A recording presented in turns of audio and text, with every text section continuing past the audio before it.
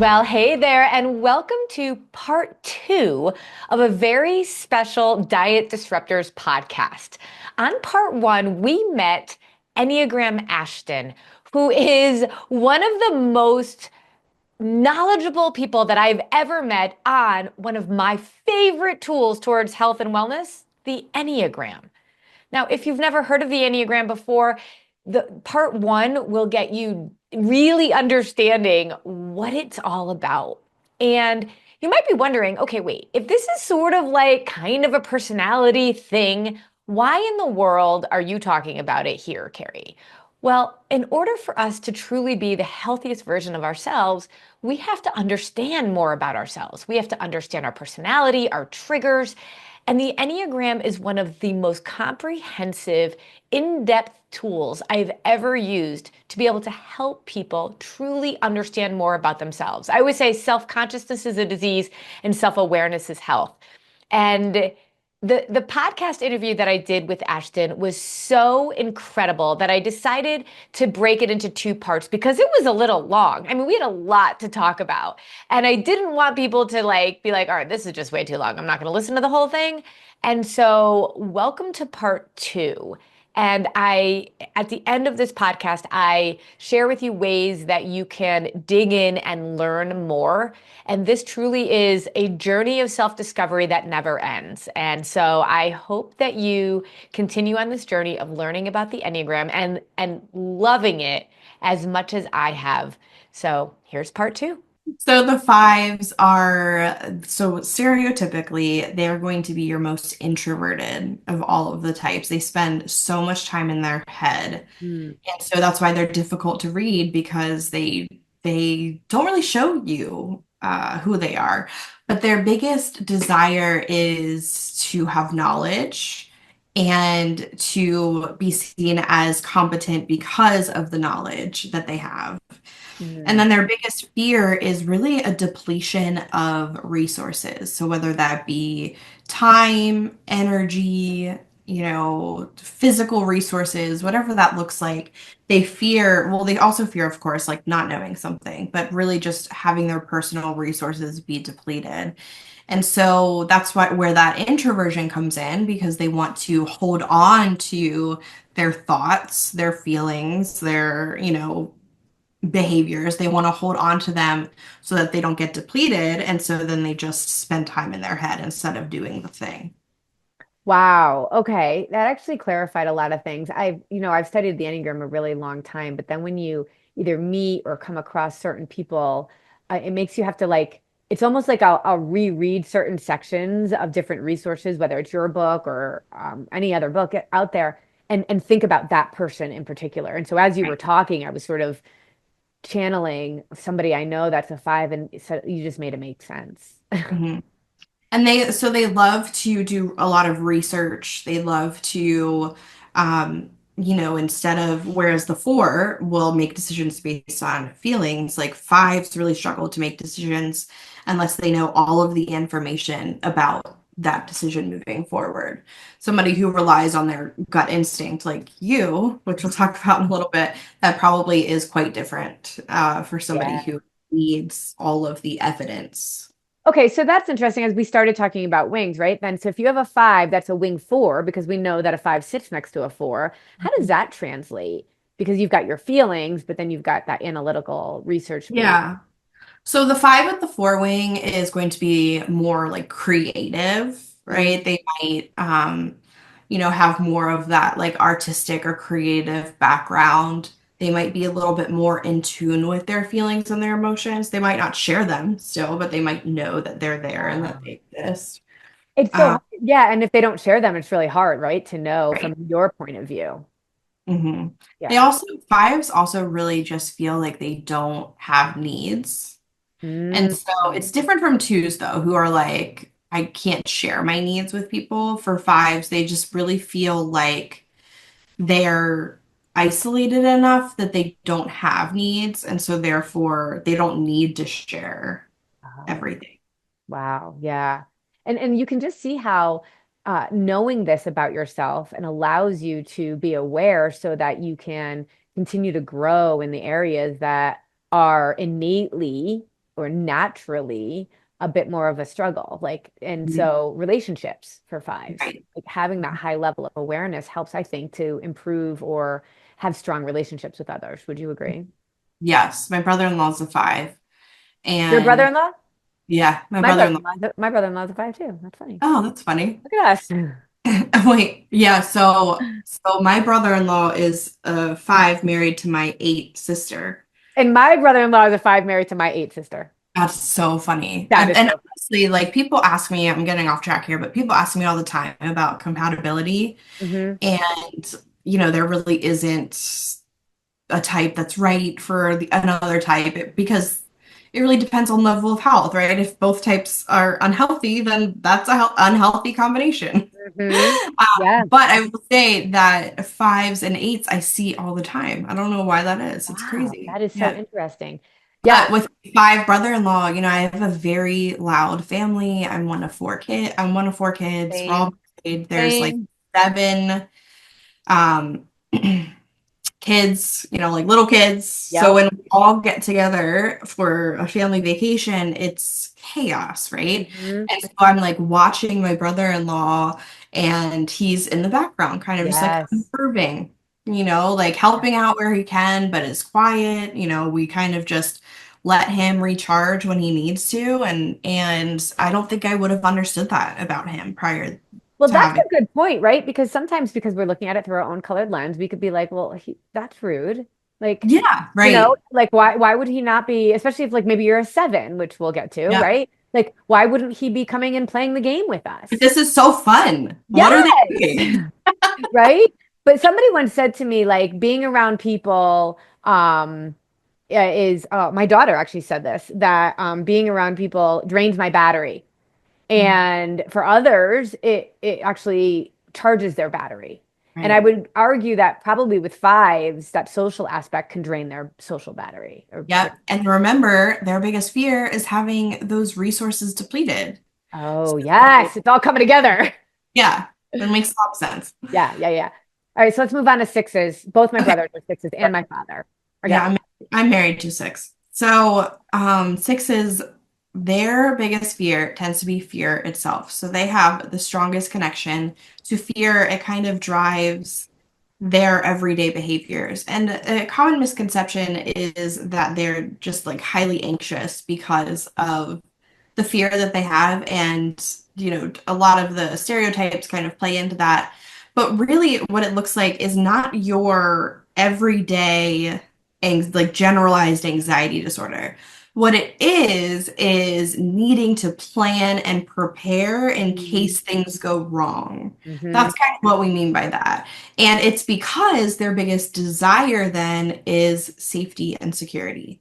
So they want to make sure they're planning and preparing to prevent their biggest fear, the fear, right? Yeah. And then to make it to their biggest desire, which is safety and security. So if they plan and prepare, then they feel secure. Oh my gosh, Ashton, my dad lives in Florida in a non-flood zone, has flood insurance. He also replaced all of their windows for hurricane grain windows, hurricane doors, everything, roof, all of it. And we were all like, Dad, you don't really need to do that. And don't you know the three hurricanes that happened last year, their house got completely flooded. No And way. thank God he did that because he was the only one in the neighborhood that had flood insurance. And I'm like, go Wow. you six. Go you, Dad. That Right? is so crazy. Yeah. Yeah. Yeah. Yeah. And he was unapologetic about it, which I really appreciated because it was like he knew himself and he knew Yeah. that by not doing that, it would cause so much more anxiety and stress. And so the cost of doing it totally outweighed for him the cost of not doing it, even if he never needed it. Today's episode is brought to you by Resist Protein Bars. Now, I'll be the first to tell you, yes, of course, you want to be eating clean, whole, unprocessed food as much as possible, but also we're busy, right? And so we have to still be able to fuel our body in a way that it loves. And protein bars are often a really good source of fueling. However, the problem is there's so many ones on the market that either spike your blood sugar uncontrollably or they're filled with all sorts of nasty ingredients. And to be honest with you, most of them are both.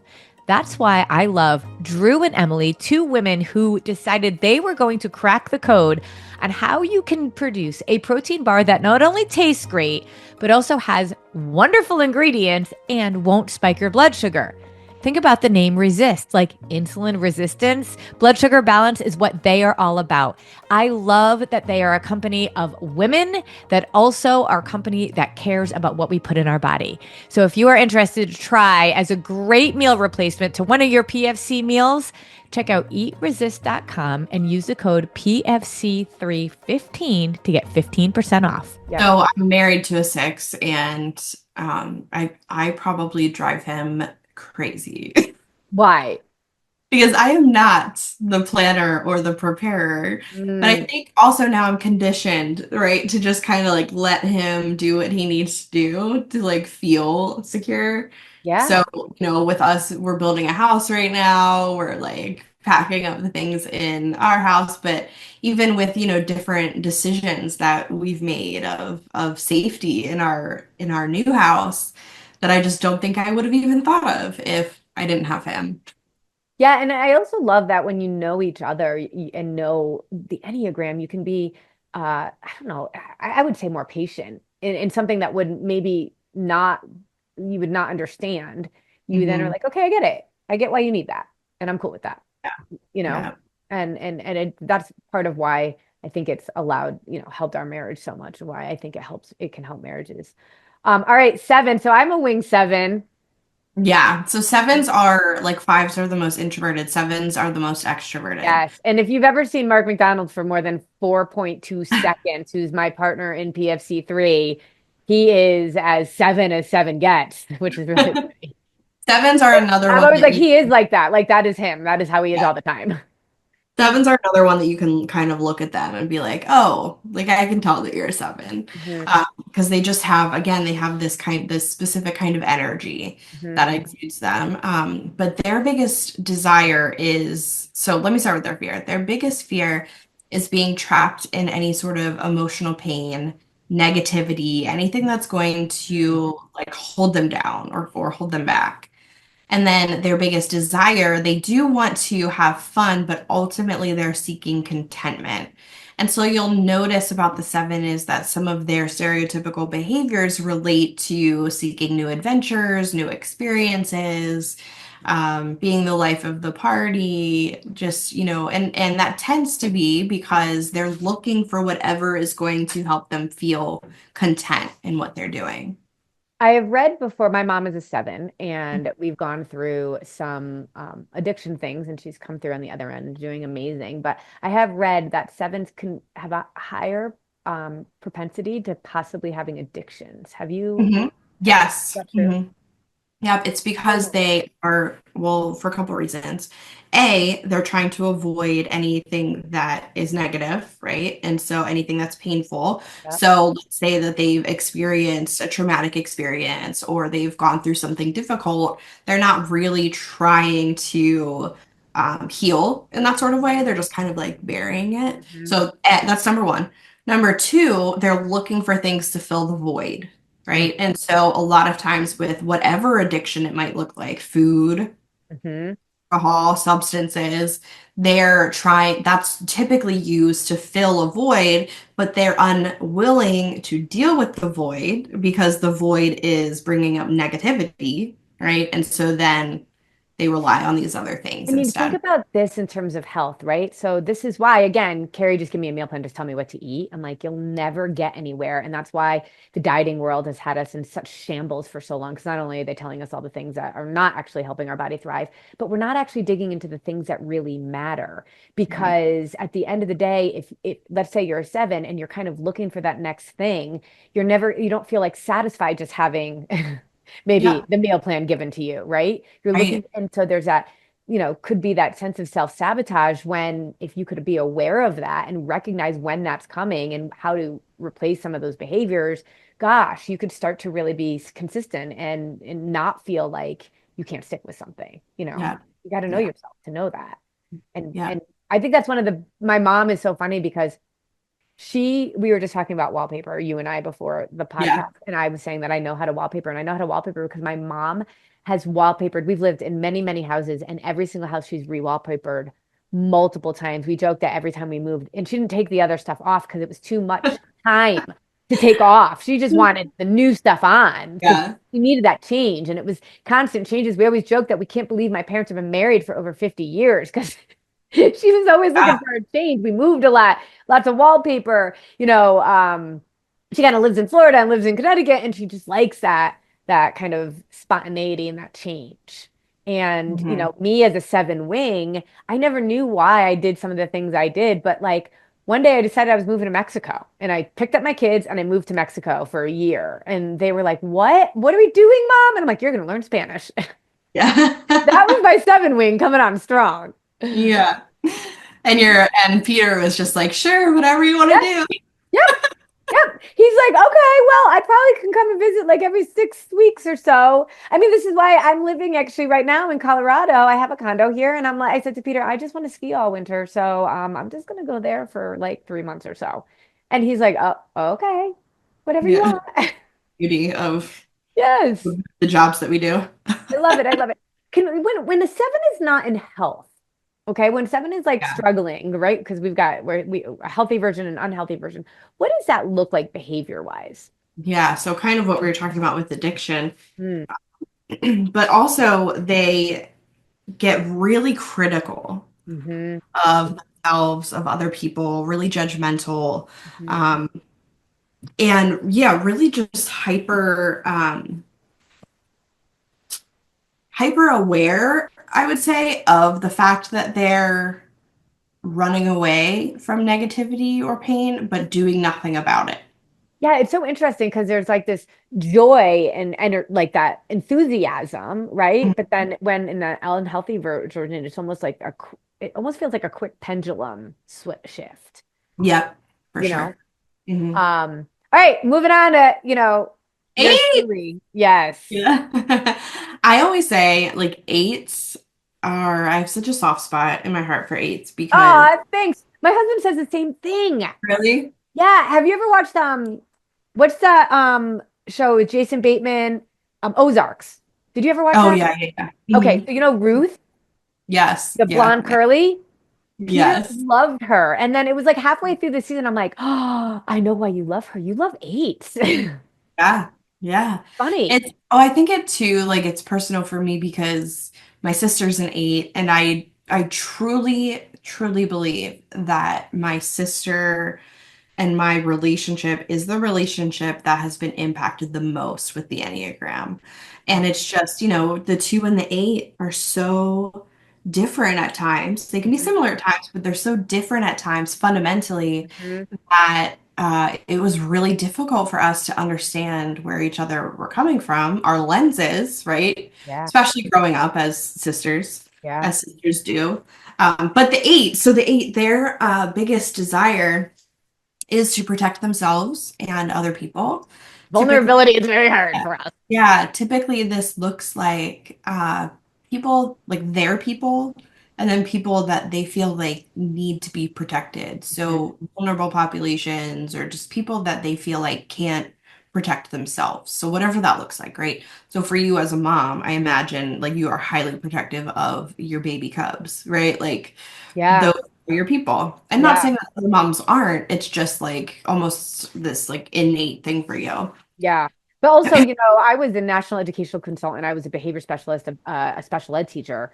So think about, and I worked only in inner city schools, right? Typically disenfranchised Yeah. schools. And I would get real passionate about that as like my mission to really support that population. And then now as a coach and nutritionist, like I sometimes like can't sleep thinking about some of the things I see like on the TikTok or the Instagram around other nutritionists or, health people that just are so innate in the diet culture and they don't even realize it. They think they're doing good, but they just keep spiraling this whirlwind of us counting calories and doing these things. And it's like I can't let it go sometimes because Yeah. I like Yeah. want to speak up for all us women that keep looking at that as truth, and as in my value has to come in what they're saying and my size and that kind of thing. I also feel like it's probably challenging for you in general because there is such an uptick on TikTok and social media as a whole of a lot of weight loss jargon and weight loss solutions, I should say. In quote. Yeah. Quote solutions Yeah. and products Yeah. and all of that that you're trying to actively educate people on. Right. And as an eight, I bet you just want to burn it down. Burn it down. I want to burn it all down. It's so funny. But speaking of which, as an eight too, and we didn't get into this, but there's always like when you're unhealthy, it's kind of like how you function in stress. And Mhm. there's a part of me, and I've had to learn a lot about this. It's like why it's still shocking I've been married for 25 years, or that I'm still doing this work after more than a decade, is because when I get to a point of like stress, like I want to be like, I'm done. I'm out. Like you're dead to me. Yeah. Right? Mhm. And that comes in with sort of that's when I know I'm in stress. Yeah. Yeah. That makes a lot of sense. Yeah. And I But think then that's the the whole piece of the fear, Enneagram, right? When you know when there's yeah. certain things that you do when you're in stress and it's like, oh my gosh, I must be really stressed out right now. That's part of it, right? That's the self-awareness. Like people, always ask, well, like what now? And I'm like, now you learn, now you change, now you can understand when there are things that are stressing you out and you're going to that point of no return. Yeah. How do you pause and reflect and change your course of action? Yeah. I love that. I love that. But the biggest fear of the eight is being seen as weak I was gonna say or being power wrong. or being controlled Yeah. or being vulnerable, all of those things. They struggle with vulnerability because they do see vulnerability as a sign of weakness and they don't want to appear as weak. And so they'll do what they can to prevent that from happening. Yeah, I have to listen to a lot of Brene Brown, and I actually have to be in the right headspace because it's hard for me Yeah, I'm to sure. be willing to do that. There's a project management tool that if like people are in corporate, it's called Asana. A lot of people use it for managing projects. And my business coaches kept telling me for years and years, Carrie, you gotta get Asana, your team on Asana, because you guys are just like Google docking yourself to death. Like you got to manage these projects better. But I realized when I was an educational consultant, we used Asana, and my boss would just put things on my Asana that I had to do, like fly to Cleveland. I'm like, I should have a choice over this. And I realized as I dug in, I don't like being controlled, being told Yeah. what to do. And I did not bring Asana into my team until literally last year because I hated that feeling so much. And Yeah. again, that awareness is really important in terms of like it felt very true to me, but So I funny had about that though is that there's probably people on your team who are like, just tell me what to do and when. yes, And they're totally okay with it. yes. And they're like, thank you for putting it on my Asana. Yeah. But you can teach an old dog new tricks because now when people put stuff on my Asana, I've just decided to look at it through a different point of view in a different Yeah. so Mhm. it's possible. And then we get to the nine. Yeah. So the nine is the peacemaker, My which mother-in-law, the nine. She could not again, figure it out for a long time though. nines typically have the hardest time figuring out their type, and it's tend Oh, to be because they can see themselves in all of the different types. okay. They can't really get to their like core motivations and be honest with themselves about why they do things. So just a fun fact for you. Yeah, well, that Tens makes sense. people are like coming to me and trying to figure out their type. I'm always like, I bet they're a nine. Maybe a nine. Maybe a nine. And that what do we call a nine? Like what is your name for Peacemaker. peacemaker? The Yeah. peacemaker. What's interesting is we've talked about the wings. And so with the eight and the nine being next to each other, we have the challenger and the peacemaker next to Mm-hmm. each other. Mm-hmm. And so people always ask me, like, do you see a lot of eights with a nine wing? Do you see a lot of nines with an eight wing? And I do. It just looks different than, and say, an eight with a seven wing, right? So an eight with a Sure. nine wing might have more of a quiet strength or a quiet approach to the motivations of the Yes. eight. Yes, yes, yes. My But my sales nine, manager is an eight wing nine, and we were both really good like in certain areas. And then she could just take it to another level yeah, of almost like kindness before I yeah. could. I don't want to say like eights with a seven wing aren't kind, I but it is know. like a different approach, you But I have know? to say all the time to my family, I'm not yelling. This is how I talk. So that was the biggest thing for my sister and me growing up is I just thought she was yelling at me all the Mhm. time. Like I didn't have the words or the language to figure out why we communicated so differently.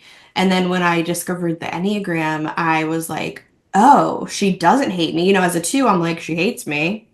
She doesn't love me. It's like Mhm. she doesn't hate me. That's just how she communicates. And I've been making up stories in my head Mhm. about our relationship for so long. And the Enneagram has just completely changed that. I just hope you, as a listener, are really seeing how understanding this at a deep level and recognizing these different pieces just allows you to be so much healthier within yourself and Yeah. within other relationships. All right. So as we get deeper into Okay, the, sorry, the nine. I didn't do the yeah. nine.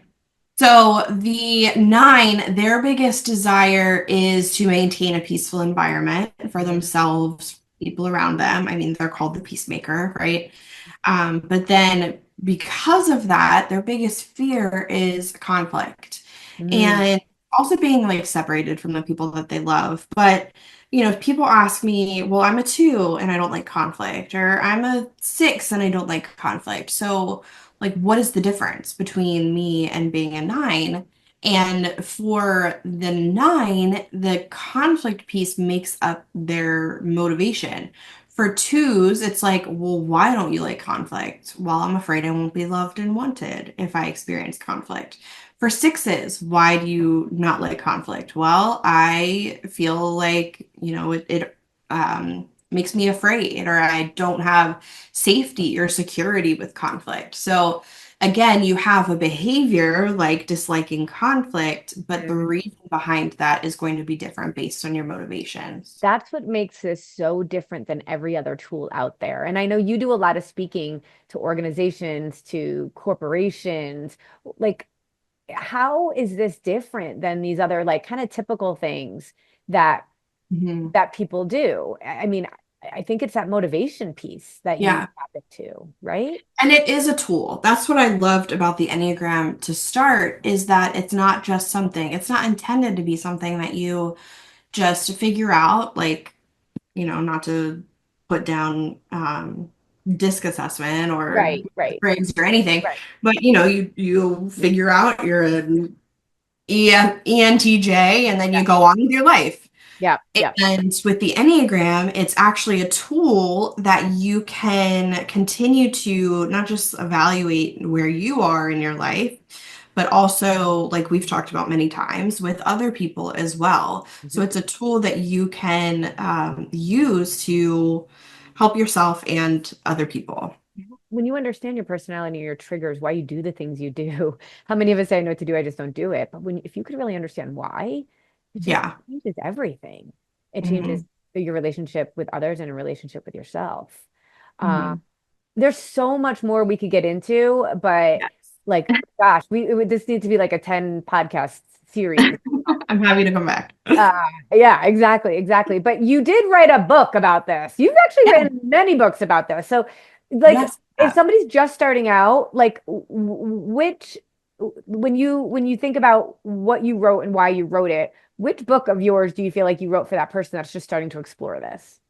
The Enneagram Made Simple Yeah. is the best book for that because it really just outlines the Enneagram in a simple way, as the name suggests, to be able to really grasp the process, to grasp the system, and to be able to look forward into how to utilize it in your life. But I would say I read your book after I already dove pretty deep, and it was still like, I just think when you have more background knowledge, that's why the Enneagram, it's like you're never done learning it.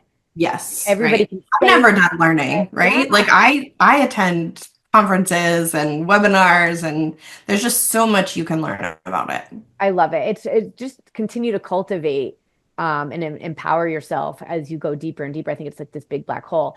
Your Instagram feed, though, is such fire all the time. I literally screenshot your stuff and send it to my family, whether it's the extended family or my immediate family, multiple times a week.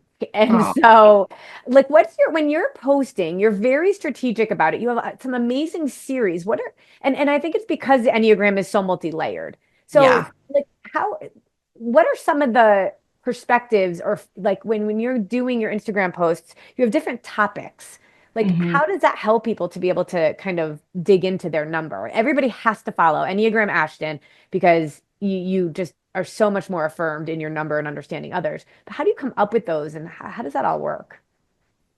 So, what's interesting about the human brain is that we love other people to try to understand us. Like, right? We want other people to understand us. And so when I'm creating content, I'm thinking, what do other people want others to know about them? Yes. Right? And so that's why a lot of times people will share things on their stories because they're like, oh, this is me, and I want other people to know that this Yes. is me. It So helps I us to think be about more that. understood. Yeah. And then also, I think, what do other people want to know about others, Mhm. right? So, you have that coworker who's an Enneagram 3, like you're looking like, oh, well, this is that person that makes a lot of sense of Yes. why they do that. So those are my thought processes that go on. But other than that, it's like you said, it is multi-layered. And so I mean, I've been doing this for over 6 years now, and I have not run out of content Yeah. yet. So, there's just always something Like that what I every could be, content creator like dreams of. Like, how do I have unlimited content? Well, study the yeah, Enneagram. unlimited content because there's so many things that I could be, telling people about their type, other people's types, things like that. Yeah, I love that. I love it because and in every aspect of life. So you and I have worked together within health and wellness and nutrition. You do so much work in corporations and helping coworkers to be able to Mhm. understand themselves because gosh, you think about how much time we spend at work with other people and trying Right. to be most productive. Hmm. Understanding this would be essential. Yeah. Yeah, totally. And Yeah. that's where I've been doing a lot of work because there's high turnover rates, there's, Mhm. workplace morale is low, all different kinds of things. And it's just not only beneficial to then have the knowledge and the tool to use, but also beneficial to show your staff and your colleagues that you care enough about them to invest in something like this to make their lives better at work. Yeah. And you almost have a common language then too, right? We do it within our team calls and stuff like that. We're like, well, as a two, I blah blah blah blah blah, Yeah. and people will do that or will say spoken like a true eight, Yeah. and it just it's a this understanding of each other that I think is really special and important in a workplace environment. Yeah. So, and when you came and spoke to our team, they still talk about it. And it was so long ago. It was so impactful. So, I mean, when you're thinking about this and taking next steps, Ashton is a person to follow. So make sure you're on Instagram. You're Enneagram Ashton on Instagram. Yeah. Yes. Yep. If you're interested in Ashton speaking to your organization, your corporation, trust me, as somebody that has hired her myself, super, super important. Probably the best professional development you could ever give to your team. And then get her book, at least Enneagram Made Simple, if not her other ones. And so, go into her Instagram, but also we'll put your website and all of that down in our show notes. Thank you. I love this so much. And if you could kind of like sum up to you what the Enneagram means to you, if somebody said like, why does the Enneagram matter so much? Like, how do you tie it all up into a bow? For Did I just me put you on the personally, spot? no, I can figure it out. Because for me personally, the first thing that always comes to my mind is that the Enneagram has changed my life. And that's like kind of dramatic. But as an Enneagram 2, what it has changed is the way that I interact with other people. Relationships are the most important thing to me. And so, not just the relationship with others, but the relationship that I have with myself. So, being able to understand myself and the way that I interact with others, the way that they interact, allows me to have more compassion and empathy and a level of understanding that I wouldn't have without the Enneagram. 100%. I love that so much. And so I encourage you, whether this is the first time you're hearing about the Enneagram or the 100th time you're hearing about the Enneagram, there's still more to do. This is just scratching the surface. Yeah. So go find Ashton and like, let's just keep the conversation going. Ashton, I love you. Thank you so much for Thank being here. you. The best. I'll see you soon. Thanks for having me.